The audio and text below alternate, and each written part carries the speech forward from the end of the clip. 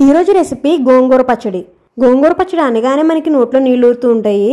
ఈ గోంగూర పచ్చడిని వేడివేడి అన్నంలో వేసుకుని తింటూ ఉంటే ఎంత తిన్నా సరే అలా తినాలి అనిపిస్తూ ఉంటుంది. అంత బాగుంటుంది. ఇక ఇందులో హెల్త్ బెనిఫిట్స్కి వస్తే ఇందులో చాలా న్యూట్రిషనల్ వాల్యూస్ ఉన్నాయి. అవే కాకుండా విటమిన్స్ వచ్చేసి A, B and C. Vitamin C అయితే మనకి మెయిన్గా ఇమ్యూనిటీ పవర్కి బాగా యూజ్ అవుతుంది.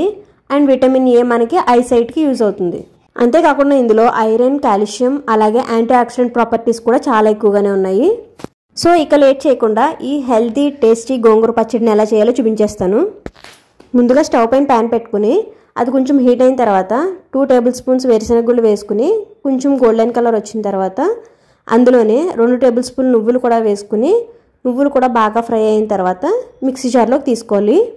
ఇప్పుడు అదే ప్యాన్లో కొంచెం ఆయిల్ కూడా వేసుకుని ఒక కట్ట గోంగూర తీసుకుని ఆకులు క్లీన్ చేసుకుని వేసుకోవాలి. ఇందులోనే 8 నుంచి 10 పచ్చిమిర్చి అలాగే ఒక 3 టమాటాలు వేసుకుని మూత పెట్టి మధ్య మధ్యలో కలుపుతూ మగ్గబెట్టుకోవాలి. గోంగూర మనకి త్వరగానే మగ్గిపోతుంది. సో మధ్య మధ్యలో కలుపుకుంటూ మగ్గబెట్టుకుంటే ఒక 5 to 10 మినిట్స్లో మనకి రెడీ అయిపోతుంది. ఒక 5 నిమిషాలకి మనకి సగం మగ్గిపోతుంది.